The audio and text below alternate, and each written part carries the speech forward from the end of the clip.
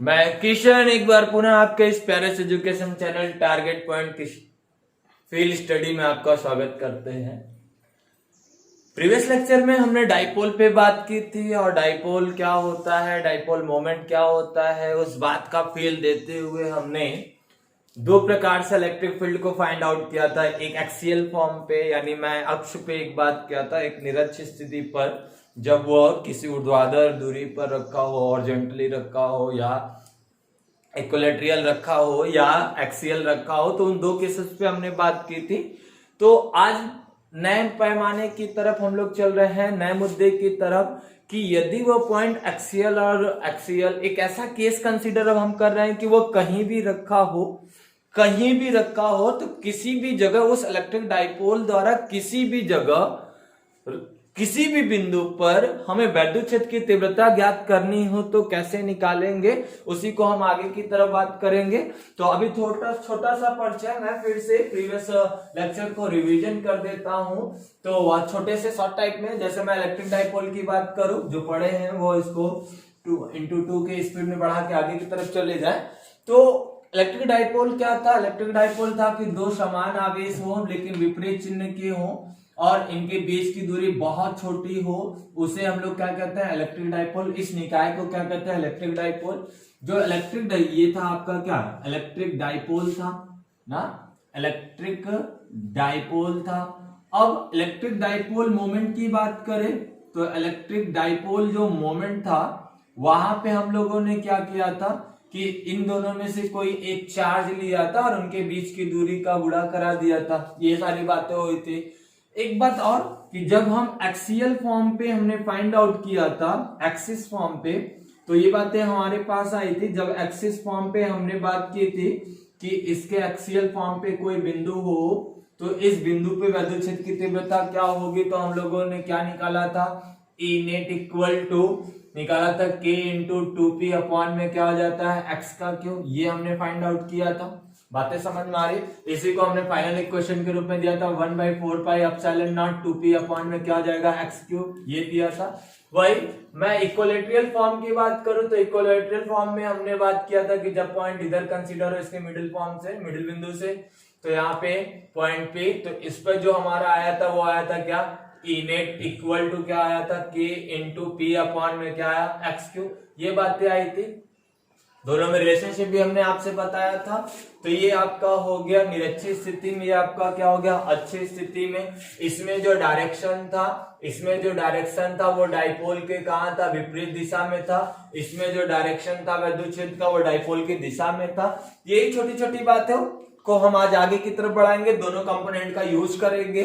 तो उसी कंपोनेंट को हम लोग यूज करेंगे जब एनी पॉइंट, किसी एक पॉइंट की बात कर रहे हैं और वो पॉइंट कहीं भी कंसीडर हो तो किस प्रकार से बातें करेंगे। तो आइए उनको देख लेते हैं। तो एक छोटा सा समरी हमने प्रीवियस लेक्चर का आपको बताया, छोटे छोटे पॉइंट पे बातें की थी, डेरिवेशन की बातें हुई थी वहां पे, छोटे से समरी हमने आपको बताई। ये चीजें आप दिमाग में रखिएगा, ये और ये चीजें, ठीक है। इनका भी कॉन्सेप्ट 1/4 एप्सिलॉन नॉट था P अपॉन में x क्यूब। ये इसका हाफ होता है, जो यहाँ निकलता है उसका दुना यहाँ हो जाता है। तो वो सारी चीजें, तो आइए देखते हैं एनी पॉइंट हम निकालना है तो किस प्रकार से कंसीडर करेंगे। तो यहाँ भी आपको छोटे छोटे पॉइंट्स को पकड़ने हैं कि किस प्रकार से इलेक्ट्रिक फील्ड निकलेगा, कैसे कंसीडर करते हैं, वो छोटी छोटी चीजें। तो आइए देख लेते हैं कि हम एक डाइपोल ले लेते हैं, एक डाइपोल ले लिया और इस डाइपोल पे हमने कह दिया ये पॉजिटिव है और यहाँ पे हमने कहा निगेटिव है। तो ये दो चार्जेस रखे हुए हैं, एक आपका पॉजिटिव, एक आपका नेगेटिव, एक आपका क्या? पॉजिटिव। जो इसके बीच की दूरी होती है वो कितनी होती है? 2l होती है। इनके बीच की जो दूरी होती है वो क्या होती है? 2l होती है। हमें कोई भी पॉइंट कंसीडर करना है, वो पॉइंट यहाँ हो, यहाँ हो, यहाँ हो, यहाँ हो, यहाँ हो, कहीं भी हो, तो उसे कंसीडर करने के लिए हमें क्या करना होता है? तो पोलर कोऑर्डिनेट चॉइस करना होता है। वो किस फॉर्म में? थीटा और एक्स के फॉर्म में। थीटा और किसके फॉर्म में? एक्स के फॉर्म में ना। थीटा वो अमूमन आर लिखा होता है तो आर के फॉर्म में। तो इस केस में मैं आपसे बातें करूं, एक्स लिख लेते हैं, चाहे आर, कोई बात नहीं, हमने पीछे एक्स के रूप में निकाला है तो आप यहाँ एक्स लिख सकते हैं। आर अमूमन सारे बुकों में आर लिखा हुआ है तो मैं आर ले रहा हूं, नहीं तो एक्स के साथ भी कर सकते हैं, कोई दिक्कत नहीं। जैसे मान लिया हमने यहाँ एक बिंदु ले लिया P एक बिंदु हमने ले लिया P, तो इसके मध्य भाग से हम देख ले तो ये यहां से यह बिंदु डाइपोल से r दूरी पर है और थीटा एंगल पे, r दूरी पर है थीटा एंगल पे।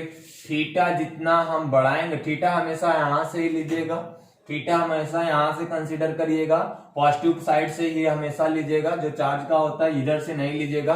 कई जगहों पे जो सवाल का सेटअप होता है, यदि ये ऐसा कर देता है तो इसको थीटा ले लेते हैं, या माइनस ये प्लस, तो ये गलत हो जाएगा। हमेशा जो थीटा कंसीडर होगा वो क्या होगा, एक्स अक्ष के प्लस दिशा से ही पॉजिटिव एंगल लेते हैं, पॉजिटिव एंगल लेते हैं। कोऑर्डिनेट के हिसाब से भी देख लेंगे तो ये पॉजिटिव या निगेटिव, तो जो एंगल का निर्धारण होता है वो हम लोग ऐसे ही लेते हैं ना। तो यदि डाइपोल को डायग्राम में उल्टा बना दिया है इस तरीके से कि यहाँ पॉजिटिव कर दिया यहाँ निगेटिव कर दिया, तो अब एंगल कैसा कंसीडर होगा, ऐसे कंसीडर होगा। तो हमेशा कहाँ से स्टार्ट करिएगा, पॉजिटिव से, यानी पॉजिटिव चार्ज से स्टार्ट करना है। तो एंगल का जो डेकोरेशन होगा, एंगल वो इस तरीके से होगा।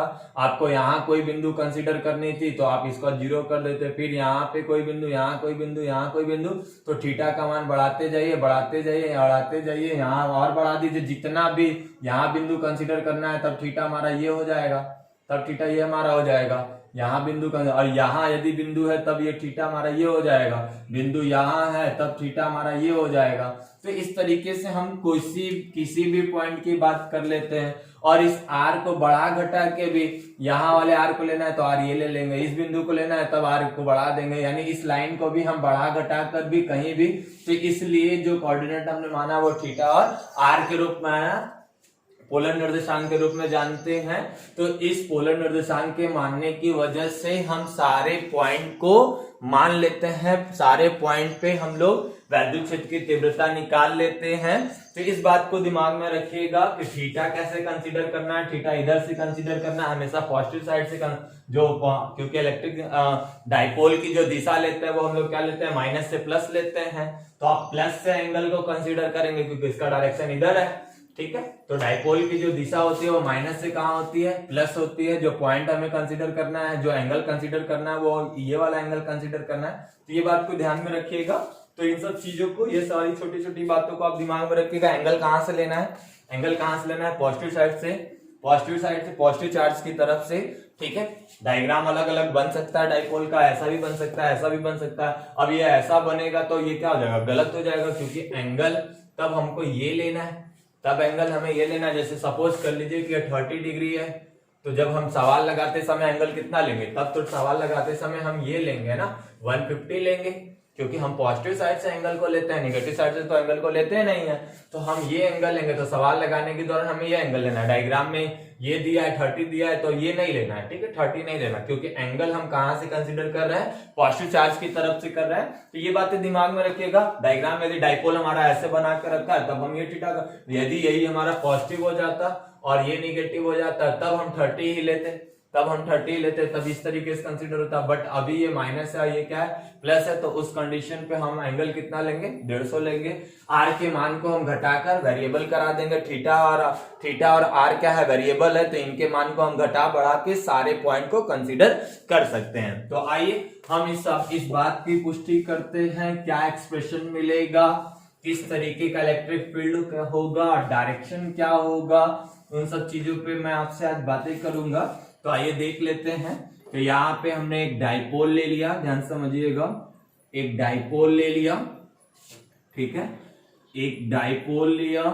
इस डाइपोल के अकॉर्डिंग, ठीक है, इस डाइपोल के अकॉर्डिंग यहाँ पे ये पॉजिटिव चार्ज ले लिया हमने, यहाँ हमने निगेटिव चार्ज ले लिया। इनके बीच की जो दूरी होगी वो क्या हो जाएगी, 2l होगी, ठीक है। तो इस बात को हम थोड़ा सा आगे की तरफ बढ़ा ले, तो आगे की तरफ बढ़ा ले तो यहाँ पे इनके मिड पोजीशन से, मध्य भाग से, जहां बिंदु O है वहां से r दूरी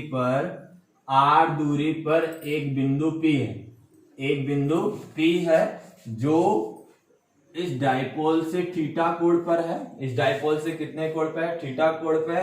तो मुझे इस बिंदु P पर नेट फील्ड क्या होगा, नेट इलेक्ट्रिक फील्ड क्या होगा, हमें ये बताना है। तो ये थोड़ा सा कॉम्प्लिकेटेड हो जाएगा। तो यहाँ पे हम डाइपोल को दो भागों में तोड़ के हम बातें करेंगे, ध्यान समझिएगा, इस बात को ध्यान समझिएगा।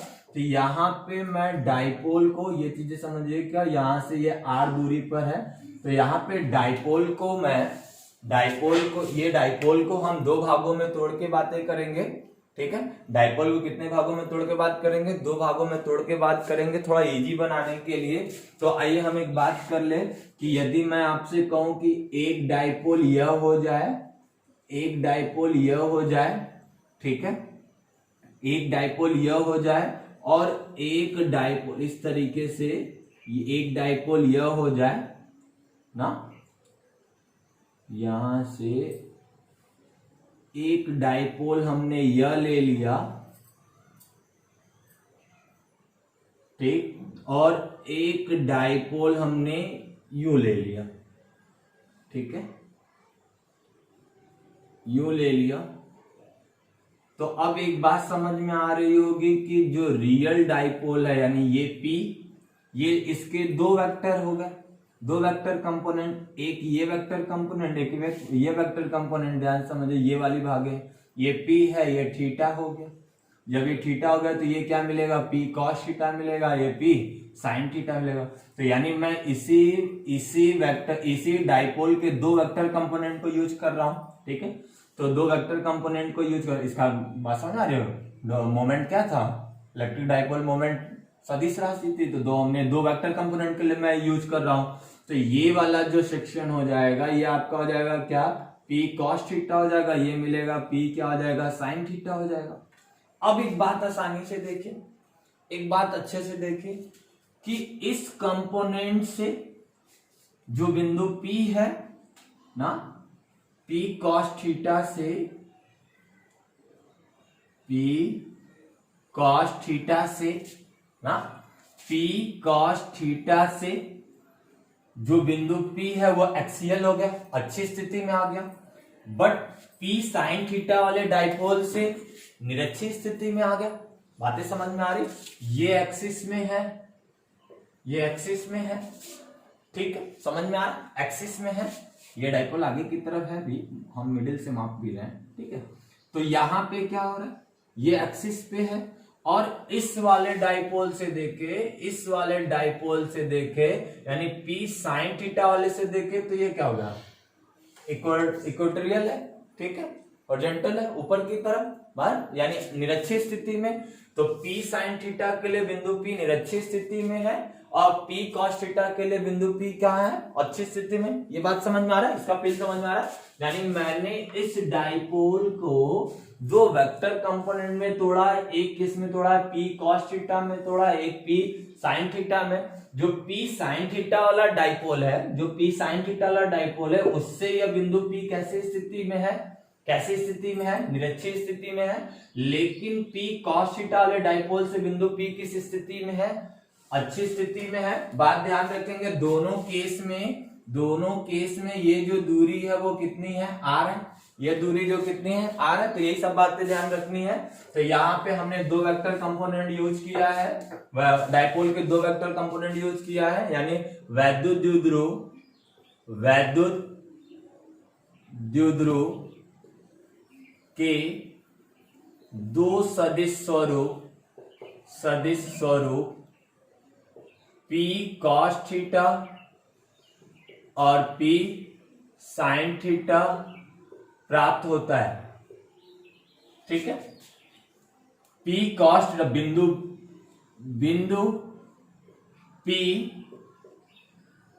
P cos थीटा से, ठीक है, P cos थीटा से। यदि कंफ्यूजन हो रहा है तो इसका नाम बदल लें, M कर लीजिए या A कर लीजिए, कुछ भी कर लीजिए।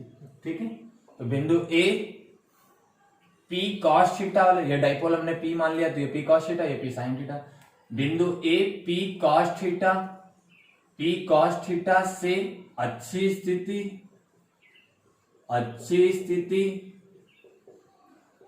और P sin थीटा से निरक्षीय स्थिति में है। पीछे वाली बात ध्यान में रखिएगा, यानी इस वाले डाइपोल से कहां है? अच्छी स्थिति में। इस वाले डाइपोल से अच्छी स्थिति में, इस वाले डाइपोल से कहां है? निरक्षीय स्थिति में। तो अब एक बात ध्यान में रखें, यदि मैं P cos थीटा वाले डाइपोल से बातें करूं तो for P cos theta dipole ना P cos थीटा वाले डाइपोल की बातें करें तो हमें एक बात पता है कि E अक्षी में क्या आता है, K into 2P x cube आता है, एक्स दूरी होती है तो यहाँ क्या एक्स क्यूब आता है, तो इसी फॉर्मूले का यूज करें तो वहां पे क्या था, अच्छी स्थिति में जो डाइपोल था वो P था, लेकिन यहाँ डाइपोल क्या है, P cos थीटा है। तो हम यहाँ पे क्या रखेंगे, इस फॉर्मूले पे रखें तो P अच्छी इक्वल टू K इंटू क्या हो जाएगा 2P cos थीटा, क्योंकि यहाँ डाइपोल P cos थीटा है, अपॉन में क्या हो जाएगा R का क्यूब हो जाएगा। ये क्वेश्चन नंबर क्या होगा, फर्स्ट बातें ध्यान में रखिएगा, फॉर P sin थीटा, तो इस स्थिति में हमें क्या मिलेगा, निरक्षी मिलेगा। तो निरक्षी स्थिति का formula K into P upon में x का क्यूब होता है, तो ऐसे ही रखेंगे। तो निरक्षी इक्वल टू K इंटू, अब यहाँ डाइपोल कौन सा है, P sin थीटा है, अपॉन में क्या हो जाएगा, R का क्यूब होगा। बातें समझ में आ रही है। वेक्टर कंपोनेंट के अकॉर्डिंग देखा जाए तो इसका डायरेक्शन क्या होता है, अच्छे वाले दिशा में, इसका कंपोनेंट क्या होता है, इसका कंपोनेंट क्या होगा, विपरीत दिशा में। याद आ रहा है, हमने ये बात की थी, ये इसका डायरेक्शन कहाँ होगा, इधर। डाइपोल का डायरेक्शन इधर होता है, माइनस से कहाँ होता है, प्लस, लेकिन इलेक्ट्रिक फील्ड का डायरेक्शन कहाँ आता है, ये आता है। याद आ रहा है, हमने ये निकाला था। अच्छी स्थिति में क्या निकाला था, डाइपोल की दिशा ऐसे ही थी, ऐसा हमने निकाला था। तो इसमें दिशा की ओर होता है, इसमें दिशा के विपरीत होता है। तो एक बात समझो, यहाँ पे जो फील्ड तैयार होगा, यहाँ जो इलेक्ट्रिक फील्ड तैयार होगा वो कैसा तैयार होगा, ध्यान से रखिएगा। तो इस चीज को पहले उतार लीजिए तो हम मिटा दें। तो यहाँ पे हम एक चीज बना, तो चलिए उतार लीजिए, मिटा दें। चलिए ये मिटा देते हैं। यहां देखें तो पॉइंट ए पर इस डाइपोल द्वारा जो इलेक्ट्रिक फील्ड बन रहा है वो ये बन रहा है, इलेक्ट्रिक फील्ड बन रहा है वो इधर बन रहा है। अच्छी स्थिति में क्या होता है, अच्छी स्थिति में क्या होता है, विद्युत क्षेत्र की दिशा डाइपोल की दिशा में होती है, तो डाइपोल की दिशा में। बातें समझ में आ रही है।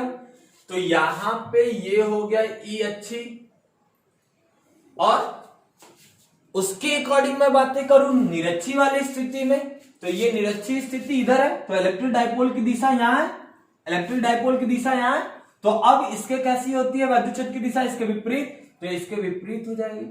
समझिएगा बात को ध्यान से, ठीक है। तो यहां पे ये जो बनेगा वो किसके बनेगा, ई निरक्षी। तो मैं आपसे पूछना चाह रहा कि पॉइंट ए पर नेट इलेक्ट्रिक फील्ड क्या होगा, तो इन दोनों का नेट निकाल दीजिए, इन दोनों का क्या करिए, नेट निकाल दीजिए। तो इनका जब हम नेट इलेक्ट्रिक फील्ड निकालने जाएंगे तो क्या हो जाएगा, यहाँ ई हो जाएगा, तो ई बराबर अंडर रूट ऑफ क्या हो जाएगा, ई अच्छी का स्क्वायर प्लस क्या हो जाएगा, ई निरक्षी का स्क्वायर। बातें समझ में आ रही, ये मैटर समझ में आया कि नहीं। यहां पे हमने इस डाइपोल द्वारा बिंदु ए पे जो इलेक्ट्रिक फील्ड बन रहा है वो इस डायरेक्शन में है, वो इस डायरेक्शन में है, और इस डाइपोल द्वारा यानी P sin थीटा द्वारा ये निरक्षी स्थिति में, तो निरक्षी स्थिति में विद्युत क्षेत्र की जो दिशा होती है वो क्या होती है, डाइपोल की विपरीत दिशा में होती है। तो ये डाइपोल के कहां चली गई, विपरीत दिशा में। तो हम नेट इलेक्ट्रिक फील्ड की बात करें कि यहाँ नेट इलेक्ट्रिक फील्ड कितना है, तो उस बात को देख लेते हैं। तो ये चीजें मिटा दे, तो यहाँ पे क्या होगा, यहां हम बातें क्या करेंगे, नेट इलेक्ट्रिक फील्ड की बात करें तो E net equal to under root of क्या हो जाएगा, ई अक्षी का होल स्क्वायर प्लस ई निरक्षी का होल स्क्वायर। पढ़ा है, बातें समझ में आ रही। तो अब दोनों वैल्यू लाके रख दे, तो E net equal to under root of, इसकी वैल्यू कितनी है, K into 2P cos theta upon में R क्यूब, वैल्यू रख लेते हैं। तो यहां हो जाएगा K into 2P cos theta upon में R के क्यूब का होल स्क्वायर, प्लस यहां पे हम इससे बातें करें, निरक्षी स्थिति की बातें करें, तो K into P sin theta upon में R क्यूब का क्या हो जाएगा, होल स्क्वायर। बातें समझ में आ रही।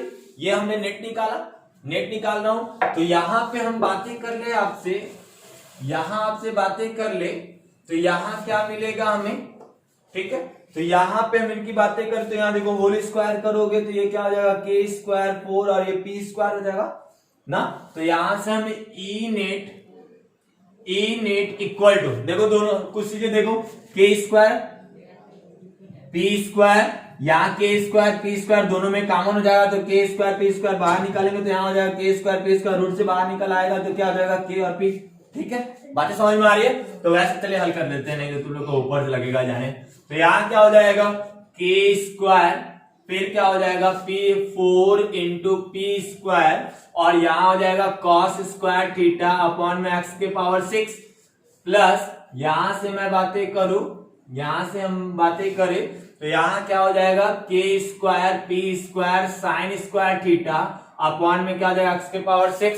अब दोनों में कॉमन मैं बातें करूं आपसे, तो के स्क्वायर पी स्क्वायर अपॉन में एक्स के पावर 6 कॉमन ले ले, तो यहां बचेगा 4 कॉस स्क्वायर थीटा, प्लस क्या बचेगा हमारे पास साइन स्क्वायर थीटा, प्लस क्या बचेगा साइन स्क्वायर थीटा। यहां से आप इसको बाहर निकाले तो एक के बाहर निकलेगा, एक पी बाहर निकलेगा, एक्स का क्यूब निकलेगा, और यहां आपका जो एक्सप्रेशन बनेगा वो आपका कितना हो जाएगा, 4 कॉस स्क्वायर थीटा, और इसको मैं लिख दे रहा हूं 1 माइनस साइन स्क्वायर थीटा लिख दे रहा हूं।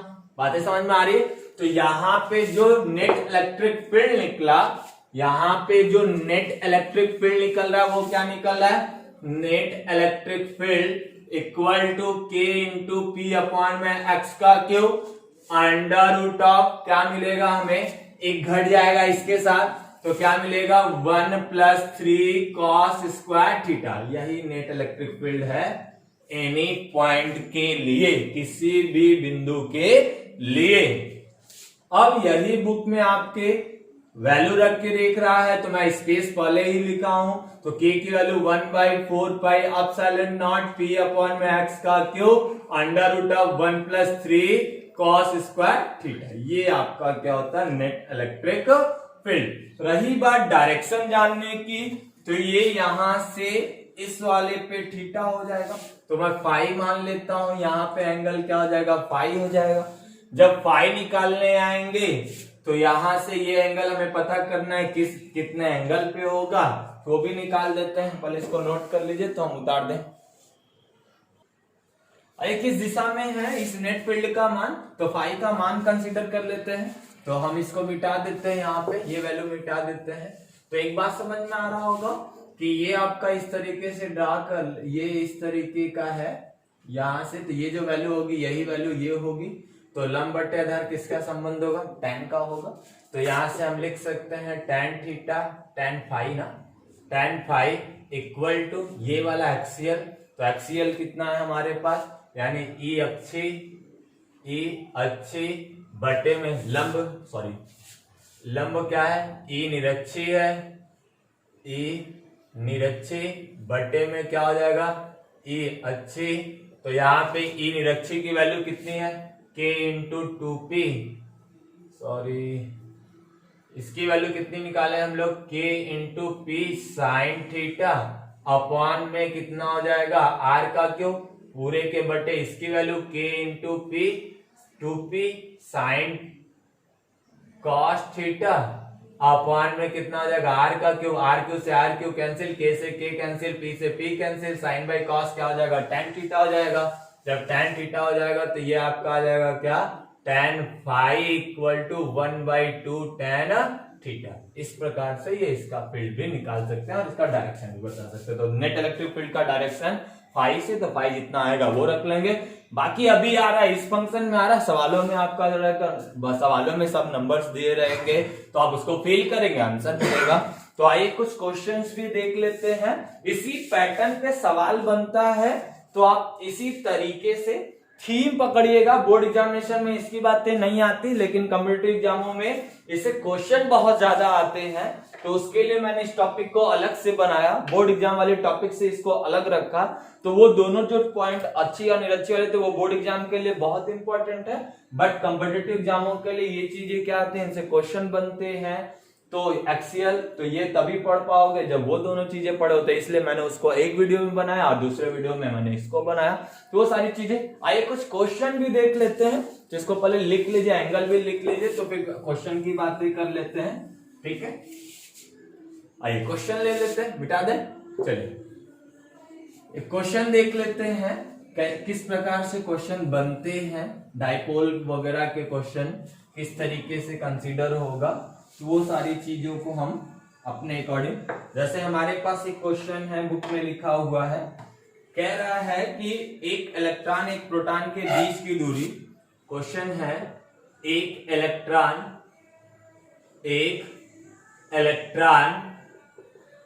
और एक प्रोटॉन के बीच की दूरी कह रहा 0.53 एंगस्ट्रॉम है। ठीक है, तो इस निकाय का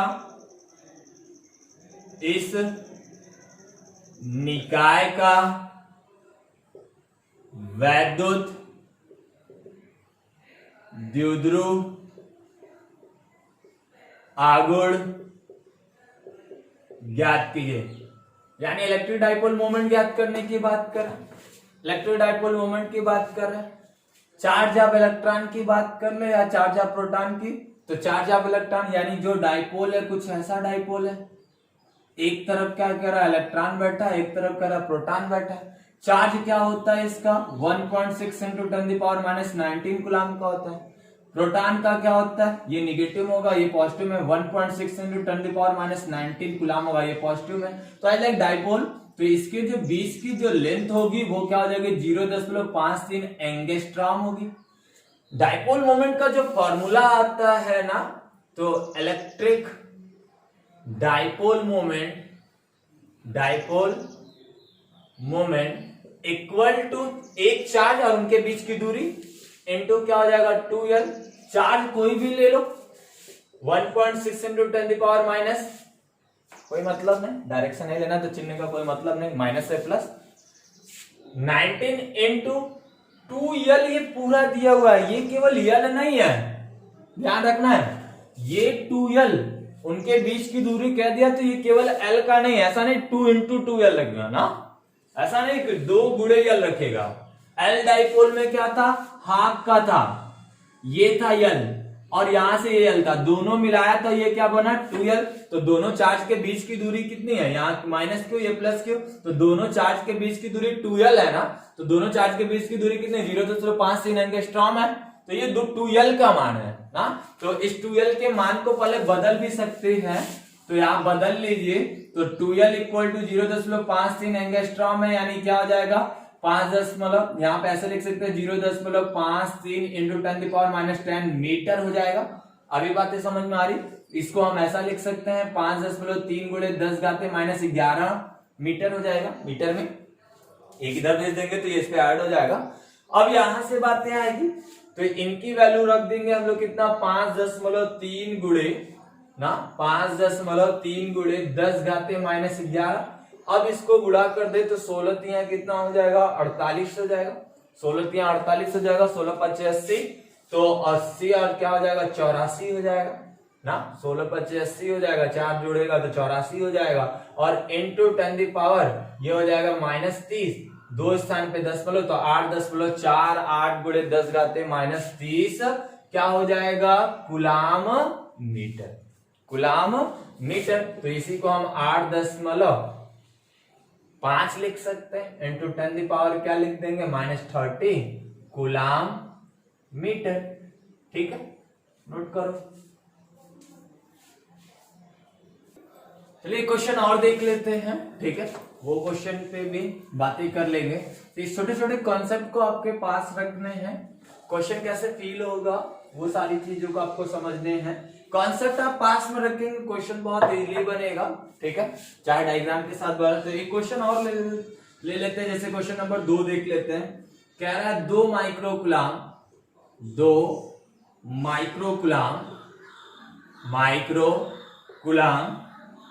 के 2 बराबर तथा विपरीत आवेश के आवेशों के बीच की दूरी 3 सेंटीमीटर है, 3 सेंटीमीटर है। तो इस वैद्युत द्विध्रुव के आघूर्ण P का मान ज्ञात कीजिए। ठीक है, कोई दिक्कत नहीं। मात्रक डाइपोल का क्या होता है? कूलाम और मीटर। यहां किसमें? माइक्रो कूलाम में। तो कन्वर्ट पहले कर लेंगे Q इक्वल टू तो यहां पे दिया 2 माइक्रो कूलाम ना, तो म्यू ऐसे लिखते हैं। अब यहाँ पे 2 गुणे इस into 10⁻⁻⁶, 1 micro coulomb equal to 10⁻⁻⁶ coulomb charge हो गया।